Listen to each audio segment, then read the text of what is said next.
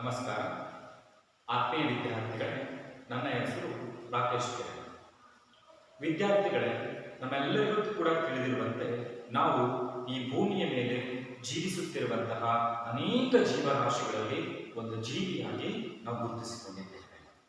ಹಾಗಾದ್ರೆ ಈ ಭೂಮಿಯ ಮೇಲಿರ್ತಕ್ಕಂತಹ ನಾವುಗಳು ಇಡೀ ಜಗತ್ತಿನಲ್ಲಿರ್ತಕ್ಕಂಥ ಎಲ್ಲ ಮಾನವರನ್ನು ಸಹಿತ ಸಮಾನ ದೃಷ್ಟಿಕೋನದಿಂದಾಗಿ, ಸಮಾನ ಮನೋಭಾವನೆಯಿಂದಾಗಿ ಕಾಣಬೇಕು ಅನ್ನುವಂತಹ ರೀತಿಯಲ್ಲಿಯೇ ಇಡೀ ವಿಶ್ವವನ್ನೇ ಒಂದು ಕುಟುಂಬ ಎನ್ನುವಂತಹ ದೃಷ್ಟಿಕೋನದಿಂದಾಗಿ ವಸುದೈವ ಕುಟುಂಬಕಂ ಅಂತೇಳಿ ಕರೀತೇವೆ. ಅಂದರೆ ವಿಶ್ವವೇ ಒಂದು ಕುಟುಂಬ ಎನ್ನುವಂತಹ ಅರ್ಥದಲ್ಲಿ ನಾವು ಅದನ್ನು ಕಾಣ್ತಾ ಹೋಗ್ತೇವೆ. ಹೀಗೆ ಕಂಡಲ್ಲಿ ಮಾತ್ರ ಇಡೀ ರಾಷ್ಟ್ರ ಅಥವಾ ಇಡೀ ಜಗತ್ತು ಅಭಿವೃದ್ಧಿಯೆಡೆಗೆ ಸಾಗೋದಿಕ್ಕೆ ಸಾಧ್ಯ ಆಗುತ್ತೆ ಅಲ್ವಾ? ಹಾಗಾದ್ರೆ ಭಾರತ ಎನ್ನುವಂತಹ ವೈವಿಧ್ಯಮಯವಾಗಿರುವಂತಹ ರಾಷ್ಟ್ರದಲ್ಲಿ ಜೀವಿಸುತ್ತಿರುವಂತಹ ನಾವು ನೀವೆಲ್ಲರೂ ಸಹಿತ ನಮ್ಮಲ್ಲಿ ಒಂದೇ ಎನ್ನುವಂತಹ ಮನೋಭಾವನೆ ಇರಬೇಕಾಗತ್ತಲ್ವಾ? ಹಾಗಾದ್ರೆ ಈ ಎಲ್ಲರಲ್ಲೂ ಕೂಡ ಇರಬೇಕಾಗಿರುವಂತಹ ಒಂದು ಭಾವನೆ, ಐಕ್ಯತಾ ಭಾವನೆ ಏನಂತ ಕರಿತೀವೋ ಅದನ್ನ ರಾಷ್ಟ್ರೀಯ ಭಾವೈಕ್ಯತೆ ಅಂತೇಳಿ ಕರೀಬಹುದು. ರಾಷ್ಟ್ರೀಯ ಭಾವೈಕ್ಯತೆ ಅಂತೇಳಿ. ಹಾಗಾದ್ರೆ ಇವತ್ತು ಈ ಒಂದು ಅವಧಿಯಲ್ಲಿ ಈ ರಾಷ್ಟ್ರೀಯ ಭಾವೈಕ್ಯತೆ ಅಂದ್ರೇನು ಅಂತೇಳಿ ತಿಳ್ಕೊಳ್ತಾ ಹೋಗೋಣ. ನೋಡಿ, ರಾಷ್ಟ್ರೀಯ ಭಾವೈಕ್ಯತೆ ಅಂತ ಹೇಳಿದಾಗ ಈ ಒಂದು ಅಧ್ಯಾಯದಲ್ಲಿ ನಾವು ರಾಷ್ಟ್ರೀಯ ಭಾವೈಕ್ಯತೆಯ ಅರ್ಥ, ರಾಷ್ಟ್ರೀಯ ಭಾವೈಕ್ಯತೆಯನ್ನು ವೃದ್ಧಿಸುವಂತಹ ಅಂಶಗಳು, ಬೆಳೆಸುತ್ತಿರುವಂತಹ ಅಂಶಗಳು, ಹಾಗೆ ರಾಷ್ಟ್ರೀಯ ಐಕ್ಯತೆಯ ಮಹತ್ವ, ಹಾಗೆ ರಾಷ್ಟ್ರೀಯ ಐಕ್ಯತೆಯನ್ನು ಸಾಧಿಸುವಲ್ಲಿ ಇರುವಂತಹ ಅಡೆತಡೆಗಳ ಬಗ್ಗೆ ತಿಳಿದುಕೊಳ್ಳೋಣ. ಹಾಗೆ ರಾಷ್ಟ್ರೀಯ ಐಕ್ಯತೆ ಅಂತ ಹೇಳಿದ್ರೆ ರಾಷ್ಟ್ರೀಯ ಭಾವೈಕ್ಯತೆ ಅಂದ್ರೆ ಏನು, ರಾಷ್ಟ್ರೀಯತೆ ಅಂದ್ರೇನು ಅನ್ನುವಂಥ ರೀತಿಯಲ್ಲಿ ನೋಡ್ತಾ ಹೋದಾಗ ಈ ರಾಷ್ಟ್ರ ಎನ್ನುವಂತಹ ಪರಿಕಲ್ಪನೆಯಿಂದಲೇ ಈ ಒಂದು ರಾಷ್ಟ್ರೀಯತೆ, ರಾಷ್ಟ್ರೀಯ ಭಾವೈಕ್ಯತೆ ಎನ್ನುವಂತಹ ಅಂಶಗಳು ಸಹಿತ ಬಂದಿರುವಂತದ್ದಿದೆ. ಐಕ್ಯತೆ ಅಂತ ಹೇಳಿದಾಗ ಒಂದು ಕೂಡುವುದು, ಒಂದು ಕಡೆ ಸೇರುವಂತದ್ದು ಅಂತ ಅರ್ಥ ಬರುತ್ತೆ. ಹಾಗಾದ್ರೆ ಈ ಐಕ್ಯತೆ ಎನ್ನುವಂಥದ್ದು ಹಲವಾರು ಅಂಶಗಳು ಒಂದುಗೂಡಿ ನಿರ್ಮಾಣ ಆಗುವಂತಹ ಒಂದು ಪ್ರಕ್ರಿಯೆಯನ್ನ ಸೃಷ್ಟಿಸುತ್ತೆ. ಹಾಗಾದ್ರೆ ನೋಡಿ, ರಾಷ್ಟ್ರೀಯತೆ ಅಂದ್ರೆ ಏನು? ರಾಷ್ಟ್ರೀಯತೆ ಎನ್ನುವಂಥದ್ದು ಒಂದು ಭಾವನೆ, ನಮ್ಮಲ್ಲಿ ಬರಬಹುದಾಗಿರ್ತಕ್ಕಂಥ ಒಂದು ಮನೋಭಾವನೆಯಾಗಿರುವಂತದ್ದಿದೆ. ಹಾಗಾದ್ರೆ ಈ ರಾಷ್ಟ್ರೀಯತೆಯ ಮನೋಭಾವನೆ ಅಂದ್ರೆ ಏನು ಅಂತ ನೋಡ್ತಾ ಹೋಗೋದಾದ್ರೆ ನೋಡಿ, ಒಂದು ದೇಶದಲ್ಲಿ ವಾಸಿಸುವ ಜನರು, ಒಂದು ದೇಶದಲ್ಲಿ ವಾಸಿಸುವಂತಹ ಜನರು ತಾವು ಇರುವ ನೆಲವನ್ನೇ, ತಾವು ವಾಸಿಸುತ್ತಿರುವಂತಹ ನೆಲವನ್ನೇ ಮಾತೃಭೂಮಿ ಎಂದು ತಿಳಿದು ಪರಸ್ಪರ ಸೋದರತೆ, ಸಹಭಾಗಿತ್ವದ ಮನೋಭಾವನೆಯನ್ನೇ ರಾಷ್ಟ್ರೀಯತೆ ಎಂದು ಕರೆಯಬಹುದಾಗಿದೆ. ಒಂದು ರಾಷ್ಟ್ರದಲ್ಲಿ ಜೀವಿಸುತ್ತಿರುವಂತಹ ಜನರೆಲ್ಲರೂ ಕೂಡ ತಾವು ವಾಸಿಸುತ್ತಿರುವಂತಹ ಒಂದು ಭೂಮಿಯನ್ನೇ, ರಾಷ್ಟ್ರದ ನೆಲವನ್ನೇ ಮಾತೃಭೂಮಿ ಎನ್ನುವಂತಹ ಮನೋಭಾವನೆಯ ಮುಖಾಂತರವಾಗಿ ಪರಸ್ಪರ ಸೋದರತೆ, ಸಹಭಾಗಿತ್ವದ ಮೂಲಕ ಜೀವಿಸುತ್ತಿರುವಂತಹ ಮನೋಭಾವನೆಯನ್ನೇ ನಾವು ರಾಷ್ಟ್ರೀಯತೆ ಅಂತ ಹೇಳಿ ಕರೀಬಹುದು. ಅದೇ ರೀತಿ ನಾವು ನೋಡ್ತಾ ಹೋದಾಗ ರಾಷ್ಟ್ರೀಯ ಭಾವೈಕ್ಯತೆ ಅಂತ ಕರೀತಕ್ಕಂಥದ್ದು ನೋಡಿ, ಸರಿಯಾಗಿ ನೆನಪಿಟ್ಕೊಳ್ಳಿ, ಒಂದು ರಾಷ್ಟ್ರದ ಜನರು ನಾವೆಲ್ಲ ಒಂದೇ ಎನ್ನುವ ಭಾವನೆಯೇ ರಾಷ್ಟ್ರೀಯ ಭಾವೈಕ್ಯತೆ ಅಂತ ಹೇಳಿ ಕರಿತೀವಿ. ನೆನಪಿಟ್ಕೊಳ್ಳಿ, ಒಂದು ರಾಷ್ಟ್ರದ ಜನರು ನಾವೆಲ್ಲ ಒಂದೇ ಎನ್ನುವಂತಹ ಭಾವನೆ ಇರುವುದನ್ನೇ ರಾಷ್ಟ್ರೀಯ ಭಾವೈಕ್ಯತೆ ಅಂತ ಹೇಳಿ ಕರೆಯಬಹುದು. ಹಾಗಾದ್ರೆ ರಾಷ್ಟ್ರೀಯತೆ ಮತ್ತು ರಾಷ್ಟ್ರೀಯ ಭಾವೈಕ್ಯತೆ ಎನ್ನುವಂತಹ ಅಂಶಗಳಲ್ಲಿ ಅತಿ ಹೆಚ್ಚಾಗಿರುವಂತಹ ಯಾವುದೇ ವ್ಯತ್ಯಾಸಗಳಿಲ್ಲ. ಎರಡೂ ಕೂಡ ಒಂದೇ ಮನೋಭಾವನೆ ಇರುವಂತದ್ದಾಗಿ ನಾವು ನೋಡ್ತಾ ಹೋಗ್ತೀವಿ. ಇಲ್ಲಿ ರಾಷ್ಟ್ರೀಯತೆ ಅಂತ ಹೇಳಿದಾಗ ಒಗ್ಗಟ್ಟಾಗಿರುವುದನ್ನು ಸೂಚಿಸ್ತಾ ಹೋಗುತ್ತೆ. ರಾಷ್ಟ್ರೀಯ ಭಾವೈಕ್ಯತೆ ಅಂತ ಹೇಳಿದಾಗಲೂ ಸಹಿತ ನಾವೆಲ್ಲರೂ ಒಂದೇ ಸಮಾನರು ಅನ್ನುವಂತಹ ಮನೋಭಾವನೆಯನ್ನೇ ಸೂಚಿಸ್ತಾ ಹೋಗುತ್ತೆ. ಹಾಗಾದ್ರೆ ಇಂಥ ಒಂದು ರಾಷ್ಟ್ರೀಯತೆಯನ್ನ, ರಾಷ್ಟ್ರೀಯ ಮನೋಭಾವನೆಯನ್ನ ನಮ್ಮೆಲ್ಲರಲ್ಲೂ ಕೂಡ ಒಂದೇ ಎನ್ನುವಂತಹ ಒಂದು ಭಾವನೆ ಮೂಡಿಸೋದಾದ್ರೂ ಕೂಡ ಹೇಗೆ? ಅಷ್ಟು ಸುಲಭ ಸಾಧ್ಯನ ನಮ್ಮಲ್ಲಿ ಭಾವನೆ ಮೂಡಿಸೋದಕ್ಕೋಸ್ಕರ.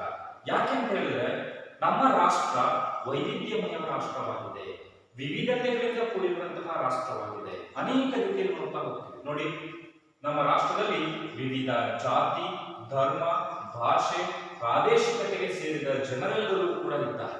ಅವರೆಲ್ಲರೂ ನಾವೆಲ್ಲರೂ ಒಂದೇ ಎನ್ನುವಂತಹ ಮನೋಭಾವನೆಯನ್ನ ಮೂಡಿಸ್ಕೋಬೇಕಾಗಿದೆ. ಆ ರೀತಿ ನೋಡ್ತಾ ಹೋದಾಗ ನಮ್ಮ ರಾಷ್ಟ್ರ ಜನಸಂಖ್ಯೆಯಲ್ಲಿಯೇ ಪ್ರಪಂಚದಲ್ಲಿ 2ನೇ ರಾಷ್ಟ್ರವಾಗಿದೆ. ಭಾರತ ಜನಸಂಖ್ಯೆ ಅತಿ ಹೆಚ್ಚು ಜನಸಂಖ್ಯೆ ಹೊಂದಿರುವಂತಹ ಎರಡನೇ ಅತಿ ದೊಡ್ಡ ರಾಷ್ಟ್ರವಾಗಿದೆ ಪ್ರಪಂಚದಲ್ಲಿ. ಹಾಗೆ 1652 ಭಾಷೆ ಮತ್ತು ಉಪಭಾಷೆಗಳನ್ನು ಮಾತನಾಡುವಂತಹ ಜನ ಭಾರತದಲ್ಲಿದ್ದಾರೆ. 1652 ಭಾಷೆ ಮತ್ತು ಉಪಭಾಷೆಗಳನ್ನಾಡ್ತಕ್ಕಂಥ ಜನರಿದ್ದಾರೆ. ಅದರಲ್ಲಿ 22 ಭಾಷೆಗಳು ಅಧಿಕೃತ ಲಿಪಿಯನ್ನು ಹೊಂದಿರುವಂತಹ ಭಾಷೆಗಳಾಗಿ ಗುರುತಿಸುತ್ತೇವೆ. ಜೊತೆಗೆ ಹಲವಾರು ಧರ್ಮ ಮತಗಳು ಆಚರಣೆಯಲ್ಲಿರುವಂತದ್ದಿದೆ. ಕ್ರೈಸ್ತ, ಇಸ್ಲಾಂ, ಪಾರ್ಸಿ, ಸಿಖ್, ಜೈನ, ಬೌದ್ಧ ಎನ್ನುವಂತಹ ಅನೇಕ ರೀತಿಯ ಧರ್ಮ ಹಾಗೂ ಮತದ ಜನರು ಭಾರತದಲ್ಲಿ ವಾಸಿಸ್ತಾ ಇದ್ದಾರೆ. ಹಾಗಾದ್ರೆ ಭಾರತವನ್ನ ಸರ್ವಧರ್ಮ ಸಮನ್ವಯಕ ರಾಷ್ಟ್ರ ಅಂತೇಳಿ ನಾವು ಕರೀತಾ ಹೋಗ್ತೀವಿ. ಇಂಥ ಅನೇಕ ಧರ್ಮಗಳನ್ನ ಹೊಂದಿರುವಂತಹ ರಾಷ್ಟ್ರವಾಗಿದೆ.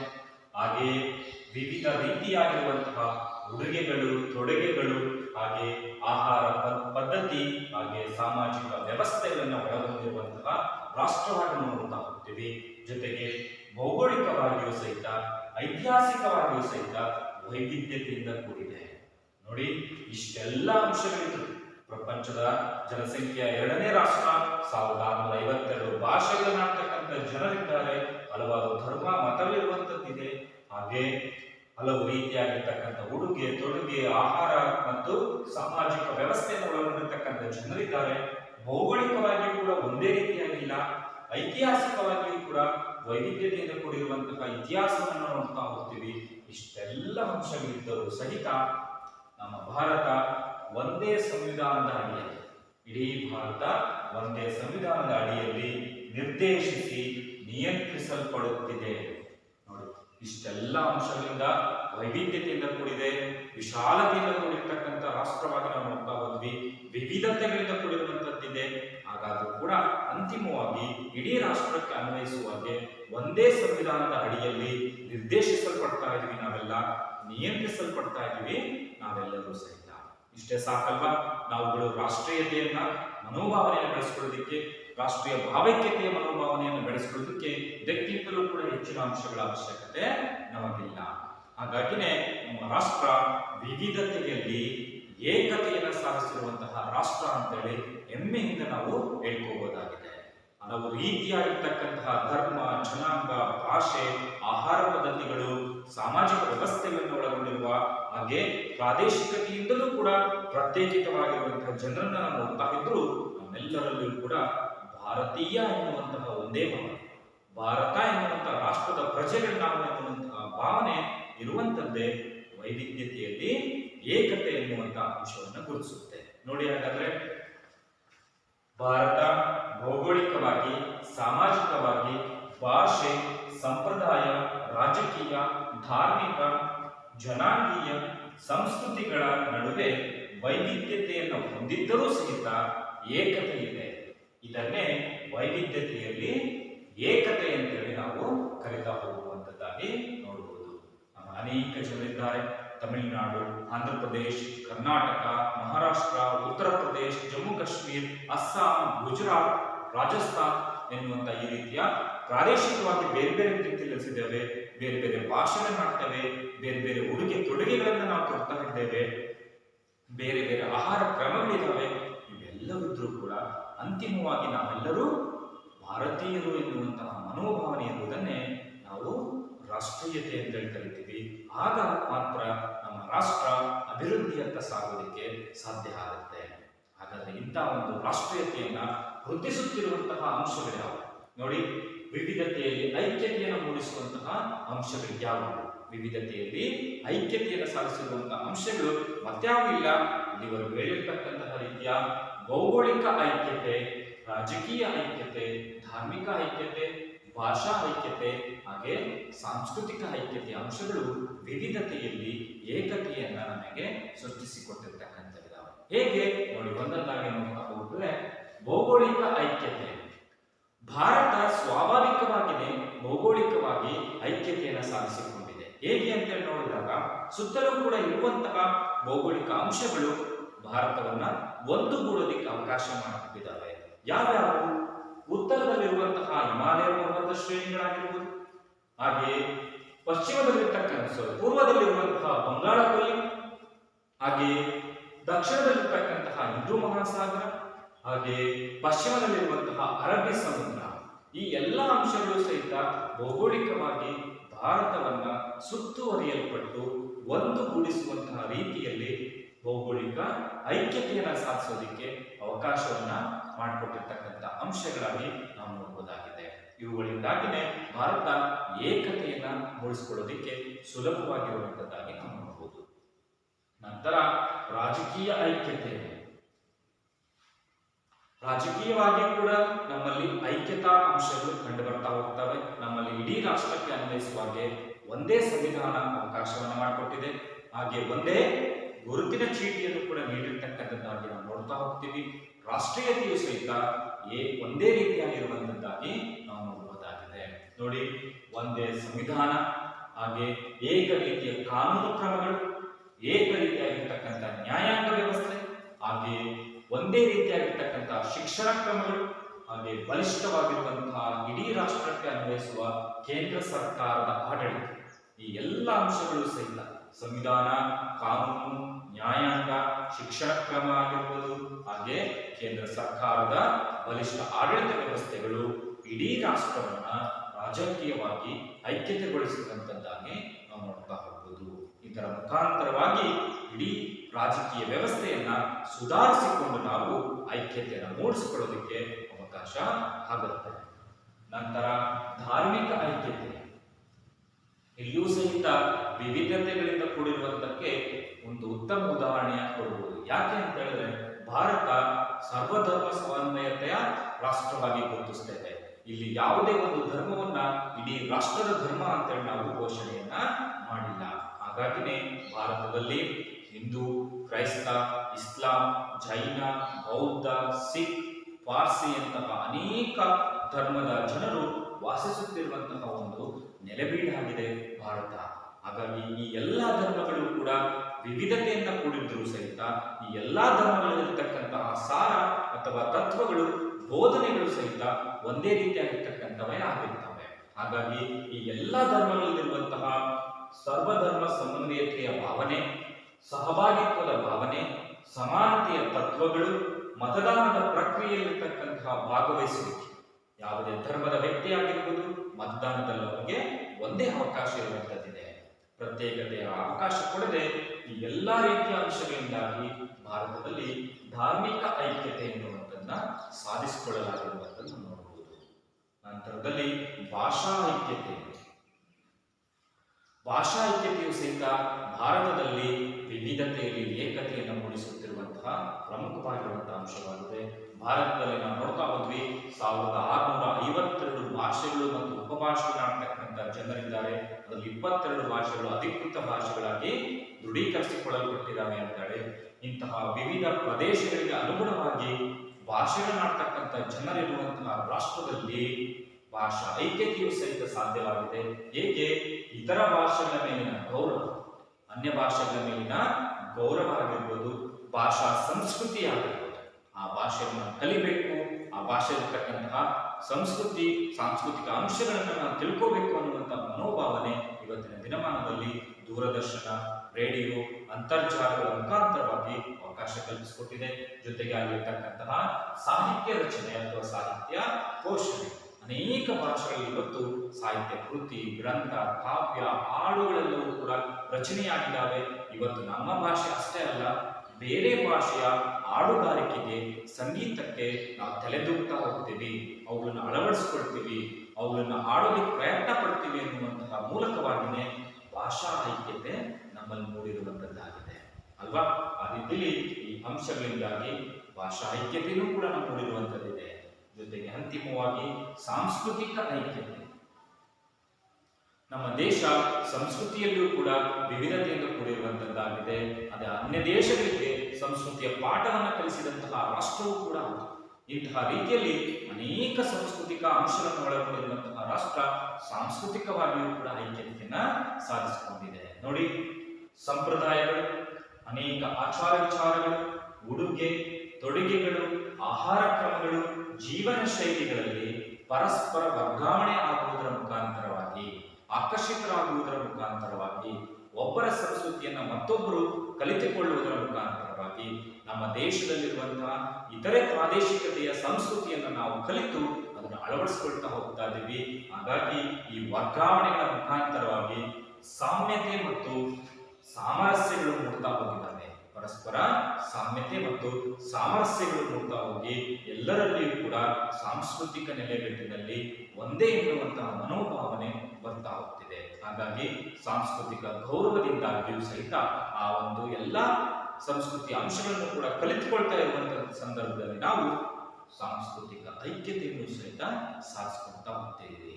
ಹೀಗೆ ಭಾರತ ವಿವಿಧತೆಯಲ್ಲಿ ಐಕ್ಯತೆಯನ್ನು ಮೂಡಿಸುತ್ತಿರುವಂತಹ ರೀತಿಯಲ್ಲಿ ಮುನ್ನುಗ್ತಾ ಇರುವಂತಹ ರಾಷ್ಟ್ರವಾಗಿ ನಾವು ಹೆಮ್ಮೆಯಿಂದ ಹೇಳ್ಬೋದಾಗಿದೆ. ಹಾಗಾದ್ರೆ ಈ ಅಂಶಗಳನ್ನೆಲ್ಲ ಬರೆದಿಟ್ಕೊಳ್ಳಿ.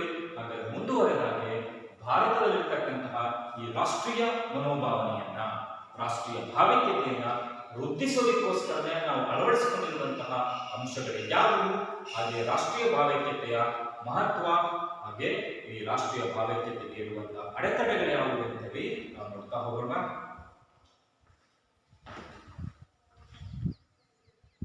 ಹಾಗಾದ್ರೆ ಇಲ್ಲಿವರೆಗೂ ನಾವು ರಾಷ್ಟ್ರೀಯ ಐಕ್ಯತೆಯನ್ನ ಮೂಡಿಸುತ್ತಿರುವಂತಹ ಅಂಶಗಳು ಯಾವುವು ಅಂತೇಳಿ ನೋಡ್ತಾ ಹೋಗ್ತೀವಿ.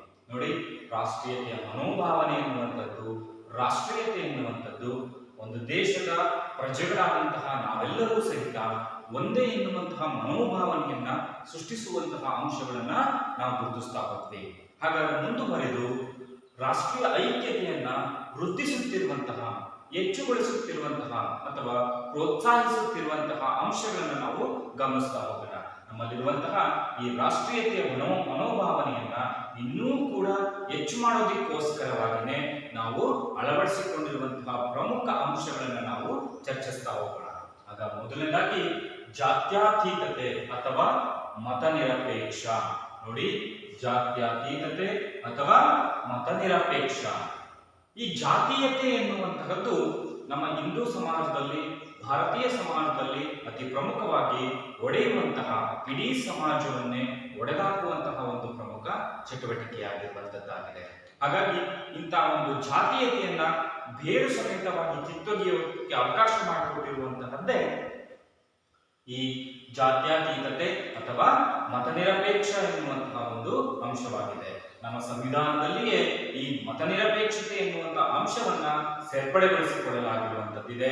ಮತನಿರಪೇಕ್ಷತೆ ಅಥವಾ ಜಾತ್ಯತೀತತೆ ಎಂದರೆ ನಮ್ಮ ದೇಶದಲ್ಲಿ ಯಾವುದೇ ಧರ್ಮವನ್ನ ರಾಷ್ಟ್ರೀಯ ಧರ್ಮ ಅಂತೇಳಿ ಘೋಷಿಸದೆ ಭಾರತದ ಪ್ರತಿಯೊಬ್ಬ ಪ್ರಜೆಗೂ, ಪ್ರತಿಯೊಬ್ಬ ಪೌರನಿಗೂ ಸಹಿತ ತನಗೆ ಇಚ್ಛಿಸಿದಂತಹ, ತನಗೆ ಇಷ್ಟವಾದಂತಹ ಯಾವುದಾದರೂ ಒಂದು ಧರ್ಮವನ್ನ, ಮತವನ್ನ ಅವಲಂಬಿಸಿಕೊಳ್ಳುವುದಕ್ಕೆ ಅವಕಾಶವನ್ನ ಮಾಡಿಕೊಡಲಾಗಿದೆ. ಹಾಗೆಯೇ ಜಾತಿಯಲ್ಲಿ ಮುಂದುವರಿಯುವುದಕ್ಕೆ ಸರ್ವರಿಗೂ ಸ್ವತಂತ್ರದ ಅವಕಾಶ, ಮೇಲ್ವರ್ಗದ ಜಾತಿಗಳಿಗೆ ವರ್ಗಾವಣೆ ಆಗೋದಕ್ಕೂ ಸಹಿತ ಅವಕಾಶವನ್ನ ನೀಡಲಾಗಿರುವಂತದ್ದಾಗಿ ನಾವು ನೋಡ್ತಾ ಹೋಗ್ತೀವಿ. ಹಾಗಾಗಿನೇ ಭಾರತ ಒಂದು ಜಾತ್ಯತೀತ ರಾಷ್ಟ್ರ ಅಂತ ಹೇಳಿ ಕರಿತೀವಿ. ಇಲ್ಲಿ ಯಾವುದೇ ಜಾತಿಯನ್ನ ಪರಿಗಣನೆಗೆ ತೆಗೆದುಕೊಂಡಿಲ್ಲ. ಅದಕ್ಕೆ ಬದಲಾಗಿ ಭಾರತ ಸರ್ವಧರ್ಮ ಸಮನ್ವಯತೆಯನ್ನು ಹೊಂದಿರುವಂತಹ ರಾಷ್ಟ್ರವಾಗಿದೆ. ಅಂದರೆ ಎಲ್ಲಾ ಧರ್ಮಗಳನ್ನು ಸಮನ್ವಯತೆಯಿಂದ, ಸಮಾನತೆಯಿಂದ, ಸಮಾನ ದೃಷ್ಟಿಕೋನದಿಂದಲೇ ನೋಡುತ್ತಿರುವಂತಹ ಒಂದು ರಾಷ್ಟ್ರೀಯ ಪರಿಕಲ್ಪನೆಯನ್ನ ನಾವು ಅಳವಡಿಸಿಕೊಂಡಿರುವಂತದ್ದಿದೆ. ಈ ಒಂದು ತತ್ವ ನಮ್ಮಲ್ಲಿ ರಾಷ್ಟ್ರೀಯತೆಯ ಮನೋಭಾವನೆಯನ್ನ ಇನ್ನೂ ತೀವ್ರಗೊಳಿಸುವುದಕ್ಕೆ ಅವಕಾಶವನ್ನ ಮಾಡಿಕೊಟ್ಟಿರುವಂತಹದ್ದಾಗಿದೆ. ಮುಂದುವರೆದಾಗೆ ಎರಡನೇದಾಗಿರುವಂಥದ್ದು ಪ್ರಜಾಪ್ರಭುತ್ವ ಎನ್ನುವಂತಹ ಪರಿಕಲ್ಪನೆ. ನಮ್ಮ ರಾಷ್ಟ್ರ ಪ್ರಜಾಪ್ರಭುತ್ವ ಎನ್ನುವಂತಹ ರಾಷ್ಟ್ರವಾಗಿದೆ. ಇಲ್ಲಿ ಪ್ರಜೆಗಳೇ ಅತ್ಯಂತ ಪ್ರಮುಖ ಪಾತ್ರ ನಿರ್ವಹಿಸ್ತಾರೆ. ಇಲ್ಲಿ ನಿರ್ವಹಿಸುವಂತಹ ಸರ್ಕಾರವು ಪ್ರಜೆಗಳಿಂದ, ಪ್ರಜೆಗಳಿಗಾಗಿ, ಪ್ರಜೆಗಳಿಗೋಸ್ಕರ ಎನ್ನುವಂತಹ ತತ್ವದ ಅಡಿಯಲ್ಲಿಯೇ ಕಾರ್ಯವನ್ನ ನಿರ್ವಹಿಸುತ್ತದೆ. ಇಲ್ಲಿ ಪ್ರಜೆಗಳೇ ಪ್ರಭುಗಳಾಗಿರುವಂತಹ ರೀತಿಯಲ್ಲಿ ಪ್ರಜಾಪ್ರಭುತ್ವ ಎನ್ನುವಂತಹ ರೀತಿಯಲ್ಲಿದೆ. ಹಾಗೆ ದೇಶದಲ್ಲಿರ್ತಕ್ಕಂತಹ ಸಂವಿಧಾನ, ಕಾನೂನು, ಆಡಳಿತ ವ್ಯವಸ್ಥೆ ಎಲ್ಲದೂ ಕೂಡ ಇಡೀ ದೇಶದ ಎಲ್ಲಾ ಜನರಿಗೂ ಕೂಡ ಸಮಾನ ಅವಕಾಶಗಳನ್ನು ನೀಡಿದೆ. ಶಿಕ್ಷಣ ಪಡೆಯುವಲ್ಲಿ, ಉದ್ಯೋಗ ಪಡೆಯುವಲ್ಲಿ, ನ್ಯಾಯವನ್ನು ಪಡೆಯುವಲ್ಲಿ, ಹಕ್ಕುಗಳನ್ನು ಹೊಂದುವಲ್ಲಿ, ಈ ರೀತಿಯಲ್ಲಿ ಎಲ್ಲ ಅವಕಾಶಗಳನ್ನು ಸಹಿತ ಸಮಾನ ರೀತಿಯ ಧೋರಣೆಯಲ್ಲಿ ನೀಡಲಾಗಿದೆ. ಮೂಲಭೂತ ಹಕ್ಕುಗಳು ಮತ್ತು ರಾಜ್ಯ ನೀತಿ ನಿರ್ದೇಶಕ ತತ್ವಗಳನ್ನ ಸಮಾನ ಅವಕಾಶಗಳ ಮುಖಾಂತರವಾಗಿಯೇ ಘೋಷಣೆ ಮಾಡಿರ್ತಕ್ಕಂಥದ್ದು ಅತಿ ಪ್ರಮುಖವಾಗಿರುವಂತಹ ಒಂದು ಅಂಶವಾಗಿ ನಾವು ನೋಡ್ತಾ ಹೋಗ್ಬೋದು. ಹಾಗಾದ್ರೆ ಹೀಗೆ ಭಾರತದ ಸಂವಿಧಾನವೇ ನಮ್ಮೆಲ್ಲರನ್ನೂ ಕೂಡ, ಭಾರತದ ಪ್ರತಿಯೊಬ್ಬ ಪೌರರಿಗೂ ಕೂಡ ಸಮಾನವಾಗಿರುವಂತಹ ಕಾನೂನು, ಸಂವಿಧಾನದ ಅವಕಾಶಗಳನ್ನ ನೀಡಿರುವಂತದ್ದು ನೋಡಿದಾಗ ಈ ಪ್ರಜಾಪ್ರಭುತ್ವ ಎನ್ನುವಂತಹ ಪರಿಕಲ್ಪನೆಯಲ್ಲಿ ನಾವೆಲ್ಲರೂ ಒಂದೇ ಎನ್ನುವಂತಹ ಮನೋಭಾವನೆ, ನಾವೆಲ್ಲರೂ ಭಾರತೀಯರು ಎನ್ನುವಂತಹ ಮನೋಭಾವನೆ ವೃದ್ಧಿಯಾಗುವುದಕ್ಕೆ ಅವಕಾಶವನ್ನ ಮಾಡಿಕೊಟ್ಟಿರುವಂತಹ ಅಂಶವಾಗಿ ನಾವು ನೋಡಬಹುದು. ಹಾಗಾದರೆ ಮುಂದುವರೆದಾಗ ನಾವು ನೋಡುವಂಥದ್ದು ರಾಷ್ಟ್ರೀಯ ಹಬ್ಬಗಳು. ರಾಷ್ಟ್ರೀಯ ಹಬ್ಬಗಳ ಆಚರಣೆ ಎನ್ನುವಂಥದ್ದು ಭಾರತದಲ್ಲಿ ಅತಿ ಪ್ರಮುಖವಾಗಿರುವಂತಹ ಆಚರಣಾ ಹಬ್ಬಗಳಾಗಿ ನಾವು ನೋಡ್ತಾ ಹೋಗ್ತೀವಿ. ಅತಿ ಪ್ರಮುಖವಾಗಿರುವಂತಹ ಸ್ವತಂತ್ರ ದಿನಾಚರಣೆ, ಹಾಗೆಯೇ ಗಣರಾಜ್ಯೋತ್ಸವ, ಗಾಂಧಿ ಜಯಂತಿಯಂತಹ ಪ್ರಮುಖ ಆಚರಣೆಗಳನ್ನು ನಾವು ರಾಷ್ಟ್ರೀಯ ಹಬ್ಬಗಳಾಗಿ ಇಡೀ ರಾಷ್ಟ್ರದಾದ್ಯಂತ ಯಾವುದೇ ಮತ, ಧರ್ಮ, ಭಾಷೆ, ಸಂಸ್ಕೃತಿ, ಜನಾಂಗ ಯಾವುದೇ ರೀತಿಯ ತಾರತಮ್ಯವಿಲ್ಲದೆ ಎಲ್ಲರಿಗೂ ಕೂಡ ಈ ಒಂದು ಹಬ್ಬಗಳ ಆಚರಣೆಯಲ್ಲಿ ಪಾಲ್ಗೊಳ್ಳೋದಿಕ್ಕೆ, ಆಚರಿಸೋದಿಕ್ಕೆ ಸಮಾನ ಅವಕಾಶಗಳನ್ನ ನೀಡಲಾಗಿರುವಂತದ್ದಿದೆ.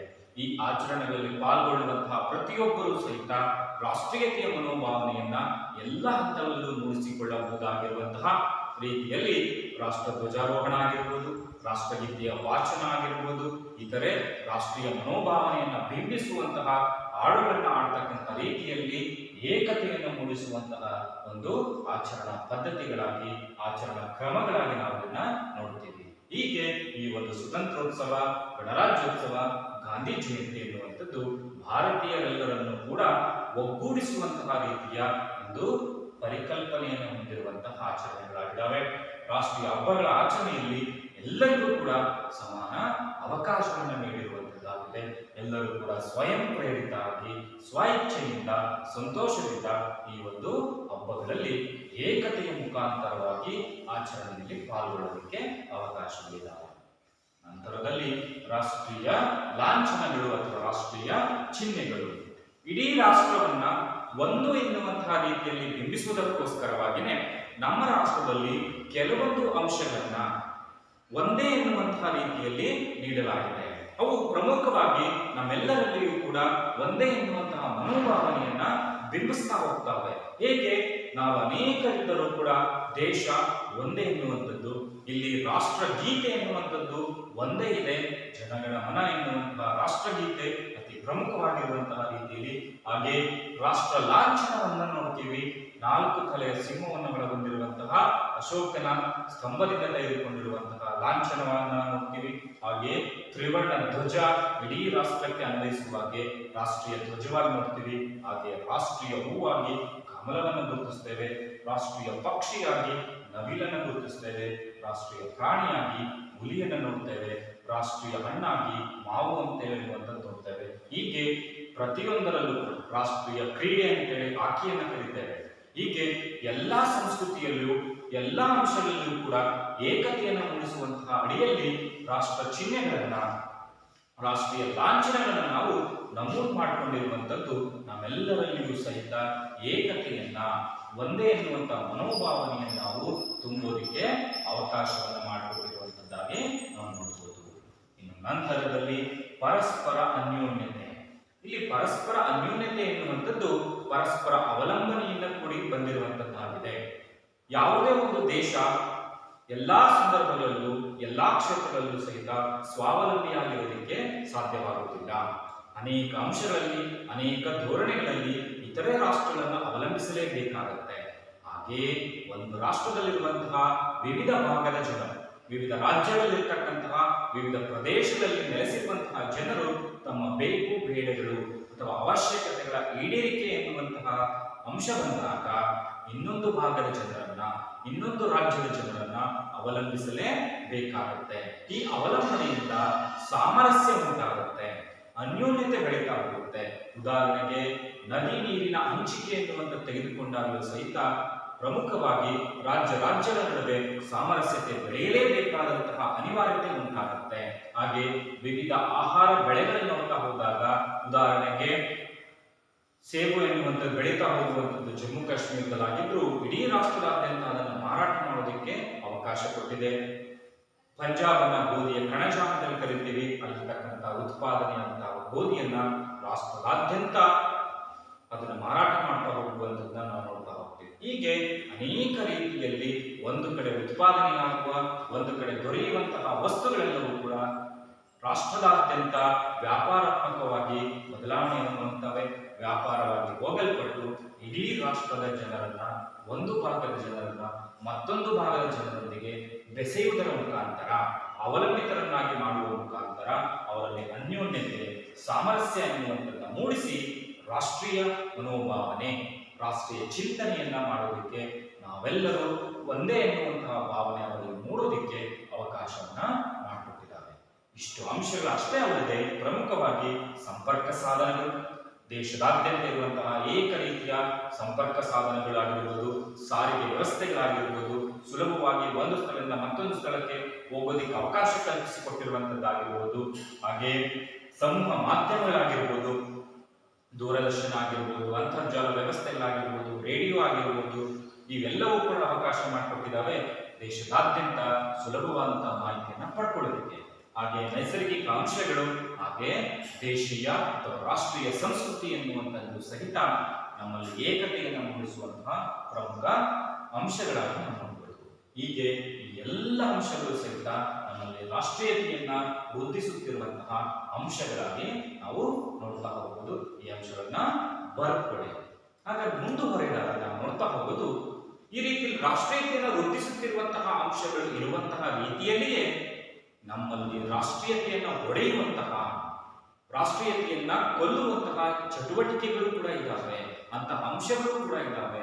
ಅವುಗಳು ಸಹಿತ ನಡೆಯುತ್ತಿರುವಂಥದ್ದು ನಮ್ಮ ರಾಷ್ಟ್ರದ ದೌರ್ಭಾಗ್ಯ ಅಂತೇಳಿ ಹೇಳ್ಬೋದು. ಹಾಗಾದ್ರೆ ಅಂತಹ ರಾಷ್ಟ್ರೀಯ ಐಕ್ಯತೆಗಿರುವಂತಹ ಅಡೆತಡೆಗಳು ಯಾವುವು ಅಂತೇಳಿ ನಾವು ನೋಡ್ತಾ ಹೋಗೋದಾದ್ರೆ, ಅವುಗಳಲ್ಲಿ ನೋಡಿ, ದೇಶದಲ್ಲಿನ ವಿವಿಧ ಕೋಮು ಅಥವಾ ಮತಧರ್ಮದ ಸಂಘಟನೆಗಳ ಪ್ರಭಾವ.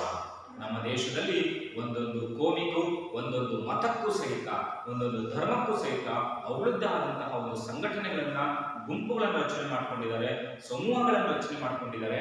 ಈ ಒಂದು ಗುಂಪುಗಳು, ಸಮೂಹಗಳು ಅದೇ ಧರ್ಮವನ್ನೇ ಶ್ರೇಷ್ಠ ಎನ್ನುವಂತಹ ರೀತಿಯಲ್ಲಿ ಬಿಂಬಿಸ್ತಾ ಹೋದಾಗ ಇದು ನಮ್ಮ ರಾಷ್ಟ್ರೀಯ ಐಕ್ಯತೆಗೆ ಮಾರಕ ಆಗುತ್ತೆ. ಯಾಕಂತ ಹೇಳಿದ್ರೆ ನಮ್ಮ ರಾಷ್ಟ್ರದಲ್ಲಿ ಎಲ್ಲಾ ಧರ್ಮಗಳಿಗೂ ಸಹಿತ ಅತಿ ಪ್ರಮುಖವಾಗಿ ಒಂದೇ ಎನ್ನುವಂತಹ ಸ್ಥಾನಮಾನವನ್ನ, ಸಮಾನವಾಗಿರ್ತಕ್ಕಂಥ ಅವಕಾಶಗಳನ್ನ ಕೊಟ್ಟಿದ್ದಾಗ ಇಂತಹ ಸಂಘಟನೆಗಳು ಮಾಡುವಂತಹ ಮತ ಪ್ರಚಾರಗಳಿಂದಾಗಿ ರಾಷ್ಟ್ರೀಯತೆ ಕುಸಿತ ಆಗಬಹುದು ಅಂತೇಳಿ ನಾವು ಹೇಳ್ಬೋದು.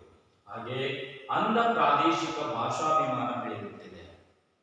ಭಾಷೆ ಎನ್ನುವಂಥದ್ದು ಪರಸ್ಪರವಾಗಿರ್ತಕ್ಕಂತಹ ಭಾವನೆಗಳ ವ್ಯಕ್ತಪಡಿಸಿಕೊಳ್ಳುವಿಕೆ, ಪರಸ್ಪರವಾಗಿರುವಂತಹ ಜೀವನ ಶೈಲಿಯನ್ನ ಬದಲಾವಣೆ ಮಾಡಿಕೊಂಡು ನಮ್ಮ ಅವಶ್ಯಕತೆಗಳನ್ನ ಪೂರೈಸಿಕೊಳ್ಳೋದಕ್ಕೆ ಇರುವಂತಹ ಮಾಧ್ಯಮ. ಆದರೆ ಇಂದು ಪ್ರಾದೇಶಿಕವಾಗಿರ್ತಕ್ಕಂತಹ ರೀತಿಯ ಭಾಷಾಭಿಮಾನ ಇತರೆ ಭಾಷೆಗಳ ಮೇಲೆ ದುರಾಭಿಮಾನವನ್ನು ಉಂಟು ಮಾಡ್ತಾ ಇದೆ. ಬೇರೆ ಭಾಷೆಗಳನ್ನ ತಮಗಿಂತಲೂ ಕೀಳು ಎನ್ನುವಂತಹ ರೀತಿಯಲ್ಲಿ ಕಂಡು ತಮ್ಮದೇ ಭಾಷೆ ಶ್ರೇಷ್ಠ ಎನ್ನುವಂತಹ ಮನೋಭಾವನೆ ಬೆಳೆಸುತ್ತಿರುವಂತಹದ್ದು ಸಹಿತ ಈ ಒಂದು ರಾಷ್ಟ್ರೀಯ ಐಕ್ಯತೆಯನ್ನ ಕೊಲ್ತಾ ಇರುವಂತಹ ಒಂದು ಅಂಶವಾಗಿ ನಾವು ನೋಡಬಹುದು. ಹಾಗೆಯೇ ಜಾತಿ ಸಂಘಟನೆಗಳಿಂದ ಜಾತೀಯತೆಯ ಮನೋಭಾವನೆ ಹೆಚ್ಚಳ ಆಗ್ತಾ ಇದೆ. ಹೇಗೆ ಧಾರ್ಮಿಕ ಸಂಘಟನೆಗಳಿದಾವೋ ಹಾಗೆ ಪ್ರತಿಯೊಂದು ಜಾತಿಗಳಲ್ಲೂ ಕೂಡ ಅದರದ್ದೇ ಆದಂತಹ ಸಂಘಟನೆಗಳನ್ನು ಗುರುತಿಸ್ತಾ ಹೋಗ್ತೀವಿ. ಇಂತಹ ಒಂದು ಜಾತಿ ಆಧಾರಿತವಾದಂತಹ ಸಂಘಟನೆಗಳ ಮುಖಾಂತರವಾಗಿ ಇಂದು ರಾಷ್ಟ್ರೀಯ ಸಮಸ್ಯೆಯಾಗಿರುವಂತಹ ಜಾತೀಯತೆ, ರಾಷ್ಟ್ರೀಯ ಸಮಸ್ಯೆಯಾಗಿರುವಂತಹ ಜಾತೀಯತೆ ಎನ್ನುವಂತಹ ಮನೋಭಾವನೆ ಜನರಲ್ಲಿ ಬೆಳೀತಾ ಇದೆ. ನಮ್ಮ ಜಾತಿಯ ಶ್ರೇಷ್ಠ, ಬೇರೆ ಜಾತಿಗಳು ಕನಿಷ್ಠ ಅಥವಾ ಕೀಳು ಎನ್ನುವಂತಹ ಮನೋಭಾವನೆ ಉಂಟಾಗಿ ಅದು ರಾಷ್ಟ್ರೀಯ ಐಕ್ಯತೆಗೆ ಮಾರಕ ಆಗ್ತಾ ಇದೆ ಅಂತೇಳಿ ಹೇಳ್ಬೋದು. ಹಾಗೆ ನಮ್ಮ ರಾಜ್ಯ, ನಮ್ಮ ರಾಷ್ಟ್ರ ಎನ್ನುವಂತಹ ಪ್ರಾಂತೀಯತೆಯ ಒಂದು ಸಂಕುಚಿತ ಮನೋಭಾವನೆಯು ಸಹಿತ ರಾಷ್ಟ್ರೀಯ ಐಕ್ಯತೆಗೆ ಮಾರಕ ಆಗುತ್ತೆ. ಈ ಪ್ರಾಂತ್ಯದ ಮೇಲೆ ಅಭಿಮಾನ ಎನ್ನುವಂತಹದ್ದು ಒಂದು ಹಂತದವರೆಗೂ ಕೂಡ ಶ್ರೇಷ್ಠವಾಗುತ್ತೆ. ನಮ್ಮ ರಾಜ್ಯ, ನಮ್ಮ ರಾಷ್ಟ್ರ ಎನ್ನುವಂತಹ ಅಭಿಮಾನ ಪ್ರತಿಯೊಬ್ಬರಲ್ಲಿಯೂ ಕೂಡ ಇರಲೇಬೇಕು. ಆದರೆ ಒಂದು ಹಂತವನ್ನ ಮೀರಬಾರದು. ಒಂದು ಹಂತವನ್ನ ಮೀರಬಾರದೆಂದರೆ ಬೇರೆ ರಾಜ್ಯಗಳನ್ನ, ಬೇರೆ ರಾಷ್ಟ್ರವನ್ನ ನಾವು ನಮಗಿಂತ ಕೀಳು ಎನ್ನುವಂತಹ ರೀತಿಯಲ್ಲಿ ಕಾಣಬಾರದು. ಅಥವಾ ನಮ್ಮ ಪ್ರದೇಶವೇ, ನಮ್ಮ ರಾಜ್ಯವೇ ಶ್ರೇಷ್ಠ, ನಮ್ಮ ರಾಷ್ಟ್ರವೇ ಶ್ರೇಷ್ಠ ಅನ್ನುವಂತಹ ಅತ್ಯುನ್ನತ ಮನೋಭಾವನೆ ಬಂದಾಗ ಅದು ಬೇರೆಯವರನ್ನು ನಾವು ಕೀಳಾಗಿ ನೋಡುವಂತಹ ಒಂದು ಪ್ರಸಂಗಗಳು ಸಹಿತ ಬರ್ತವೆ. ಹಾಗಾಗಿ ಇಂತಹ ನಮ್ಮ ರಾಜ್ಯ, ನಮ್ಮ ರಾಷ್ಟ್ರ ಎನ್ನುವಂತಹ ಒಂದು ಸಂಕುಚಿತ ಪ್ರಾಂತೀಯತೆಯ ಮನೋಭಾವನೆಗಳು ಸಹಿತ ರಾಷ್ಟ್ರೀಯ ಐಕ್ಯತೆಗೆ ಮಾರಕ ಆಗ್ತವೆ. ಹಾಗೆ ಅಂತಾರಾಜ್ಯಗಳ ನಡುವೆ ಇರುವಂತಹ ರಾಜ್ಯಗಳ ನಡುವೆ ಇರತಕ್ಕಂತಹ ಗಡಿ ಸಮಸ್ಯೆಗಳಾಗಿರ್ಬೋದು, ಜಲ ಸಮಸ್ಯೆಗಳಾಗಿರ್ಬೋದು, ಭಾಷಾ ವಿವಾದಗಳು ರಾಷ್ಟ್ರೀಯ ಐಕ್ಯತೆಗೆ ಮಾರಕವಾಗಿದ್ದಾವೆ. ಅನೇಕ ರಾಜ್ಯಗಳ ನಡುವೆ ಗಡಿ ಸಮಸ್ಯೆಗಳಿದ್ದಾವೆ. ಗಡಿ ಹಂಚಿಕೆಯಲ್ಲಿ ಕರ್ನಾಟಕವು ಸಹಿತ ಇತರೆ ನೆರೆಯ ರಾಜ್ಯಗಳೊಂದಿಗೆ ವೈಮನಸ್ಸನ್ನು ಹೊಂದಿರುವಂತದ್ದಿದೆ. ಹಾಗೆ ಜಲ ವಿವಾದಗಳಿದ್ದಾವೆ. ಕೃಷ್ಣಾ ನದಿ ನೀರಿನ ಹಂಚಿಕೆಯಲ್ಲಿ ಮಹಾರಾಷ್ಟ್ರ ಆಗಿರ್ಬೋದು, ಕರ್ನಾಟಕ ಆಗಿರ್ಬೋದು, ಆಂಧ್ರ ಪ್ರದೇಶ ಆಗಿರ್ಬೋದು ವೈಮನಸ್ಸಿದೆ.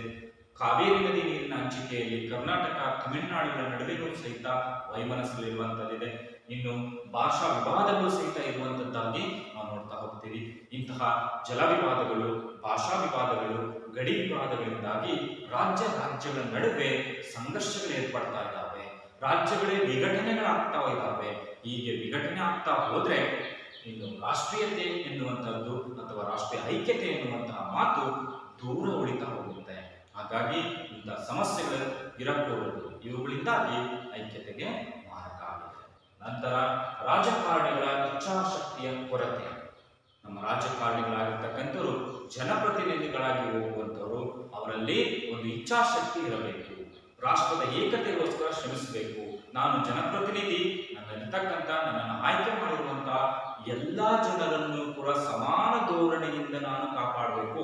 ಹಾಗೆ ಇಡೀ ರಾಷ್ಟ್ರದ ಏಕತೆಗೆ ನಾನು ಗೌರವವನ್ನು ಕೊಡಬೇಕು ಅನ್ನುವಂಥ ರೀತಿಯಲ್ಲಿ ಪ್ರಮಾಣ ವಚನವನ್ನು ಸ್ವೀಕರಿಸಿ ಮುಂದುವರಿತಾರೆ. ಆದರೆ ಮುಂದುವರಿಯುವಾಗ ಅಥವಾ ಪ್ರಸ್ತುತವಾಗಿರುವಂತಹ ಸಂದರ್ಭಗಳಲ್ಲಿ ಆ ಇಚ್ಛಾಶಕ್ತಿಯ ಕೊರತೆ ಇದೆ. ಅನೇಕ ರೀತಿಯ ಮತ ಬ್ಯಾಂಕ್ ಧೋರಣೆಗಳಿಂದಾಗಿರ್ಬೋದು, ಅಥವಾ ಜಾತಿಯ ಮೇಲಿನ ಆಧಾರತೆಗಳಿಂದಾಗಿರ್ಬೋದು, ಧರ್ಮದ ಮೇಲಿನ ಆಧಾರತೆ, ಪ್ರಾಂತ್ಯದ ಮೇಲಿರತಕ್ಕಂಥ ನಂಬಿಕೆಗಳು, ಹೀಗೆ ಇಂತಹ ಅಂಶಗಳಿಂದಾಗಿ ರಾಜಕಾರಣಿಗಳಲ್ಲಿಯೂ ಸಹಿತ ಈ ಭೇದ ಭಾವ ಮಾಡುವಂತಹ ಮನೋಭಾವನೆಗಳು ಬೆಳೀತಾ ಇರುವಂಥದ್ದು ಸಹಿತ ಐಕ್ಯತೆಗೆ ಮಾರಕ ಆಗುತ್ತೆ. ಜೊತೆಗೆ ಪ್ರಮುಖ ಸಾಮಾಜಿಕ ಸಮಸ್ಯೆ ಆಗಿರುವಂತಹ ಅಸ್ಪೃಶ್ಯತಾ ಆಚರಣೆ ಎನ್ನುವಂತಹದ್ದು ಸಹಿತ ಇಂದು ಐಕ್ಯತೆಗೆ ಮಾರಕವಾಗಿರುವಂತಹ ಅಂಶವಾಗಿ ನಾವು ನೋಡಬಹುದು. ಇಷ್ಟು ಅಂಶಗಳು ಸಹಿತ ನಮಗೆ ರಾಷ್ಟ್ರೀಯ ಐಕ್ಯತೆಗೆ ಅಡೆತಡೆಗಳಾಗಿರುವಂತಹ ಅಂಶಗಳಾಗಿ ನಾವು ನೋಡಬಹುದು. ಹಾಗಾದ್ರೆ ಇಂತಹ ರಾಷ್ಟ್ರೀಯ ಐಕ್ಯತೆಯ ಅಡೆತಡೆ ಆಗಿರ್ತಕ್ಕಂತಹ ಅಂಶಗಳನ್ನು ನಾವು ನೋಡಿದಾಗ ಈ ರಾಷ್ಟ್ರೀಯ ಐಕ್ಯತೆಯ ಅಡೆತಡೆಗಳನ್ನ ಹೋಗಲಾಡಿಸೋದಾದ್ರೂ ಕೂಡ ಹೀಗೆ, ಇವುಗಳನ್ನು ತೊಡೆದು ಹಾಕೋದಾದ್ರೂ ಕೂಡ ಹೀಗೆ, ಅವುಗಳಿಗೆ ನಿಮ್ಮದೇ ಆಗಿರ್ತಕ್ಕಂಥ ಸಲಹೆಗಳನ್ನ ನೀವು ನೀಡಬಹುದು. ಇಲ್ಲಿ ಕೆಲವೊಂದು ಸಲಹೆಗಳನ್ನ ನಾವು ಗಮನಿಸ್ತಾ ಹೋಗೋಣ. ನೋಡಿ, ಪ್ರತಿಯೊಂದು ವರ್ಗದವರು ಇನ್ನೊಂದು ವರ್ಗದವರನ್ನ ಗೌರವಿಸಬೇಕು. ಪ್ರತಿಯೊಂದು ವರ್ಗ ಅಥವಾ ಮತ ಅಥವಾ ಧರ್ಮದವರು ಅಥವಾ ಜಾತಿಯವರು ಇನ್ನೊಂದು ಧರ್ಮ, ವರ್ಗ, ಜಾತಿಯವರನ್ನ ಗೌರವದಿಂದ ಕಾಣಬೇಕು, ಪ್ರೀತಿಯಿಂದ ಕಾಣಬೇಕಾಗಿರುವಂತದ್ದಿದೆ. ಹಾಗೆ ಪ್ರತಿಯೊಂದು ಧರ್ಮದ ಪವಿತ್ರ ದಿನಗಳಲ್ಲಿ, ಪವಿತ್ರ ಹಬ್ಬಗಳ ಆಚರಣೆಯಲ್ಲಿ ಪರಸ್ಪರ ಸಹಕಾರ, ಪರಸ್ಪರ ಅಭಿನಂದನೆಗಳ ಮುಖಾಂತರವಾಗಿ ಧರ್ಮಗಳ ನಡುವಿನ ಅಂತರವನ್ನು ನಾವು ಕಡಿಮೆ ಮಾಡ್ತಾ ಹೋಗಬೇಕು. ಇಸ್ಲಾಂ ಧರ್ಮದ ಹಬ್ಬಗಳಲ್ಲಿ ಹಿಂದೂಗಳು ಪಾಲ್ಗೊಳ್ಳಬೇಕು, ಹಿಂದೂಗಳ ಹಬ್ಬಗಳಲ್ಲಿ ಇಸ್ಲಾಂ ಧರ್ಮದವರು ಕೂಡ ಪಾಲ್ಗೊಳ್ತಾ ಹೋದ್ರೆ ಧಾರ್ಮಿಕ ಅಂತರ ಕಡಿಮೆ ಆಗ್ತಾ ಹೋಗುತ್ತೆ. ನಂತರ ಯಾವುದೇ ಮತದ ಗುಂಪು ಇನ್ನೊಂದು ಗುಂಪಿನ ಮೇಲೆ ಉದಾಸೀನತೆ ಹೊಂದಬಾರದು. ಒಂದು ಮತ ಅಥವಾ ಒಂದು ಧರ್ಮದವರು, ಒಂದು ಜಾತಿಯವರು ಮತ್ತೊಂದು ಜಾತಿಯವರ ಮೇಲೆ, ಮತ್ತೊಂದು ಧರ್ಮದವರ ಮೇಲೆ ಉದಾಸೀನತೆಯನ್ನ, ಕೀಳು ಭಾವನೆಯನ್ನ ಹೊಂದಕೂಡದು ಅನ್ನೋದು. ಹಾಗೆ ವೃತ್ತಿ ಶಿಕ್ಷಣವನ್ನು ಹೆಚ್ಚು ನೀಡಬೇಕು. ವೃತ್ತಿ ಆಧಾರಿತವಾಗಿ ಕೆಲಸವನ್ನು ನೀಡುವಂತಹ ಚಟುವಟಿಕೆಯನ್ನು ಆಧರಿಸಿದಂತಹ ರೀತಿಯ ಶಿಕ್ಷಣವನ್ನು ಅತ್ಯಂತ ಹೆಚ್ಚಾಗಿ ನಾವು ನೀಡ್ತಾ ಹೋದ್ರೆ ಜನರೆಲ್ಲರೂ ಕೂಡ ಸ್ವಾವಲಂಬಿ ಜೀವನವನ್ನು ನಡೆಸೋದಕ್ಕೆ ಅವಕಾಶ ಆಗುತ್ತೆ. ರಾಷ್ಟ್ರದ ಬಗ್ಗೆ ಗೌರವ, ಪ್ರೀತಿ, ವಿಶ್ವಾಸಗಳು ಲಭಿಸೋದಕ್ಕೂ ಕೂಡ ಅವಕಾಶ ಆಗುತ್ತೆ. ಹಾಗೆ ಇತರೆ ಭಾಷೆ, ಇತರೆ ಸಂಸ್ಕೃತಿಗಳಿಗೆ ಗೌರವವನ್ನು ಕೊಡಬೇಕು. ಬೇರೆ ಭಾಷೆ ಅಥವಾ ಬೇರೆ ಸಂಸ್ಕೃತಿಯನ್ನು ಹೊಂದಿರತಕ್ಕಂಥ ಜನರಿಗೆ ಗೌರವವನ್ನು ಕೊಡಬೇಕು. ಆ ಪ್ರದೇಶದ ಬಗ್ಗೆಯೂ ಕೂಡ ಗೌರವ, ಅಭಿಮಾನಗಳನ್ನು ನಾವು ಹೊಂದಬೇಕಾಗುತ್ತೆ. ಜೊತೆಗೆ ಐಕ್ಯತೆ ಸಂಬಂಧಿಸಿರ್ತಕ್ಕಂತಹ ಶಿಕ್ಷಣವನ್ನು ನಾವು ಶೈಕ್ಷಣಿಕವಾಗಿ ನೀಡಬೇಕು. ಪ್ರಾಥಮಿಕ ಹಂತದಿಂದಲೇ ರಾಷ್ಟ್ರೀಯ ಏಕತೆ, ರಾಷ್ಟ್ರೀಯ ಐಕ್ಯತೆಯನ್ನು ಮೂಡಿಸುವಂತಹ ಒಂದು ಚಟುವಟಿಕೆಗಳನ್ನ ಮಾಡಿಸ್ತಾ ಬರಬೇಕು. ಅದರ ಆಧಾರಿತವಾಗಿರ್ತಕ್ಕಂತಹ ಪಠ್ಯಕ್ರಮವನ್ನು ನಾವು ಅಳವಡಿಸಿಕೊಂಡು ಶಿಕ್ಷಣವನ್ನ ಕೊಡ್ತಾ ಹೋಗಬೇಕು. ಈಗಿರುವಂತಹ ಈ ಅಧ್ಯಾಯವೇ ನಿಮ್ಮಲ್ಲಿ ರಾಷ್ಟ್ರೀಯತೆಯ ಮನೋಭಾವನೆಯನ್ನು ಮೂಡಿಸುವಂತಹ ಅಧ್ಯಾಯವನ್ನು ನೋಡ್ತಾ ಹೋಗ್ತೀವಲ್ಲ, ಅಂತಹ ಶಿಕ್ಷಣ ಕ್ರಮವನ್ನು ನಾವು ಅಳವಡಿಸಿಕೊಳ್ಳಬೇಕು. ಈ ಅಳವಡಿಸಿಕೊಂಡಾಗ ನಮಗೆ ರಾಷ್ಟ್ರೀಯ ಮನೋಭಾವನೆಯನ್ನ ಪ್ರತಿಯೊಬ್ಬರಲ್ಲೂ ಮೂಡಿಸಿಕೊಳ್ಳೋದಕ್ಕೆ ಅವಕಾಶ ಆಗುತ್ತೆ. ಹೀಗೆ ರಾಷ್ಟ್ರೀಯ ಐಕ್ಯತೆಯ ಅಡೆತಡೆಗಳು ಹಾಗೆ ಅದನ್ನು ನಿವಾರಿಸುವಂತಹ ಕೆಲವೊಂದು ಸಲಹೆಗಳನ್ನ ಬರ್ಕೊಳ್ಳಿ. ಈ ಎಲ್ಲ ಅಂಶಗಳನ್ನು ಸಹಿತ ಬರ್ಕೊಳ್ಳಬೇಕು. ಹಾಗಾದ್ರೆ ಇಲ್ಲಿವರೆಗೂ ಸಹಿತ ಈ ಒಂದು ಅಧ್ಯಾಯದಲ್ಲಿ ರಾಷ್ಟ್ರೀಯ ಮನೋಭಾವನೆ ಅಥವಾ ರಾಷ್ಟ್ರೀಯತೆ ಎಂದರೇನು, ರಾಷ್ಟ್ರೀಯತೆಗಿರ್ತಕ್ಕಂತಹ ಪ್ರಮುಖ ಅಂಶಗಳು, ರಾಷ್ಟ್ರೀಯತೆಯನ್ನ ಪ್ರೋತ್ಸಾಹಿಸುತ್ತಿರುವಂತಹ ಅಂಶಗಳು ಯಾವುವು, ರಾಷ್ಟ್ರೀಯತೆಗೆ ಐಕ್ಯತೆಗೆ ಅಡೆತಡೆಗಳನ್ನು ತರುವಂತಹ ಅಂಶಗಳು, ಹಾಗೆ ಅವುಗಳನ್ನು ಹೋಗಲಾಡಿಸಿಕೊಳ್ಳಲಿಕ್ಕಿರುವಂತಹ ಪ್ರಮುಖ ಸಲಹೆಗಳನ್ನು ನಾವು ಸವಿಸ್ತಾರವಾಗಿರುವಂತಹ ರೀತಿಯಲ್ಲಿ ತಿಳ್ಕೊಳ್ತಾ ಹೋದ್ವಿ. ಮುಂದುವರೆದ ನೀವೆಲ್ಲರೂ ಸಹಿತ ನಾವೆಲ್ಲರೂ ಒಂದೇ ಎನ್ನುವಂತಹ ಮನೋಭಾವನೆ ಮುಖಾಂತರವಾಗಿ ಹೇಗೆ ಸಮವಸ್ತ್ರದೊಂದಿಗೆ ನಾವು ವರ್ತಿಸ್ತೇವೋ ಹಾಗೆ ಜೀವನದಲ್ಲಿಯೂ ಸಹಿತ ರಾಷ್ಟ್ರೀಯತೆಯಲ್ಲಿ ನಾವು ನೋಡ್ತಾ ಹೋದಾಗ ಎಲ್ಲರೂ ಒಂದೇ ಎನ್ನುವಂತಹ ಮನೋಭಾವವನ್ನ ಹೊಂದಿ. ಅಂತಿಮವಾಗಿ ಗೃಹಪಾಠವನ್ನ ಬರೆದುಕೊಳ್ಳಿ. ಗೃಹಪಾಠ ಮೊದಲನೇ ಪ್ರಶ್ನೆ, ರಾಷ್ಟ್ರೀಯತೆ ಎಂದರೇನು? ಎರಡನೇ ಪ್ರಶ್ನೆ, ಭಾರತದ ರಾಷ್ಟ್ರೀಯ ಹಬ್ಬಗಳಾವು? ಭಾರತದ ರಾಷ್ಟ್ರೀಯ ಚಿಹ್ನೆಗಳನ್ನ ಪಟ್ಟಿ ಮಾಡಿ. ರಾಷ್ಟ್ರ ಲಾಂಛನ, ರಾಷ್ಟ್ರಗೀತೆ, ಹಾಗೆ ರಾಷ್ಟ್ರೀಯ ಹೂವು, ರಾಷ್ಟ್ರ ಪಕ್ಷಿ, ರಾಷ್ಟ್ರೀಯ ಕ್ರೀಡೆ ಅನ್ನೋದನ್ನ ಪಟ್ಟಿ ಮಾಡ್ತಾ ಹೋಗಿ. ಹಾಗೆ ರಾಷ್ಟ್ರೀಯ ಐಕ್ಯತೆಯನ್ನ ವೃದ್ಧಿಸುತ್ತಿರುವಂತಹ ಅಂಶಗಳನ್ನು ವಿವರಿಸಿ. ರಾಷ್ಟ್ರೀಯ ಐಕ್ಯತೆಗಿರುವ ಅಡೆತಡೆಗಳನ್ನ ಪಟ್ಟಿ ಮಾಡಿ. ರಾಷ್ಟ್ರೀಯ ಐಕ್ಯತೆಯ ಅಡೆತಡೆಗಳ ನಿವಾರಣೆಗೆ ನಿಮ್ಮದೇ ಆದಂತಹ ಸಲಹೆಗಳನ್ನ ತಿಳಿಸ್ತಾ ಹೋಗಿ. ಈ ಒಂದು ಪ್ರಶ್ನೆಗಳಿಗೆ ಉತ್ತರಿಸುತ್ತೆ. ಹಾಗಾದ್ರೆ ಇಲ್ಲಿವರೆಗೂ ಈ ಒಂದು ಅಧ್ಯಾಯ ನಿಮಗೆ ಅರ್ಥವಾಗಿದೆ ಅಂತ ಹೇಳಿ ಭಾವಿಸ್ತೇನೆ. ನಮಸ್ಕಾರ.